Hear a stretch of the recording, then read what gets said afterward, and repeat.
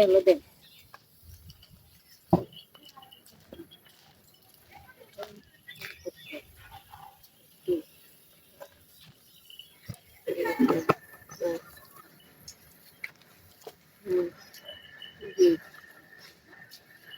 ডিম ভাজা বলে হইতো না, কষ্ট করে আগুন ধরা ডিম ভাজা দেয়া, ডিম মাথাত ভাঙ্গা ভাঙ্গাইরা পরে ভাজতাম, ভাঙ্গে না তুই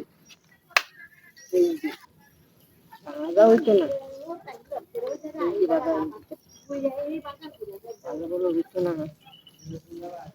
সেই পাশে যাইব গা, কতক্ষণের মধ্যে ডিম ভাজা হয়ে যাব, ভাজাবার হয় না।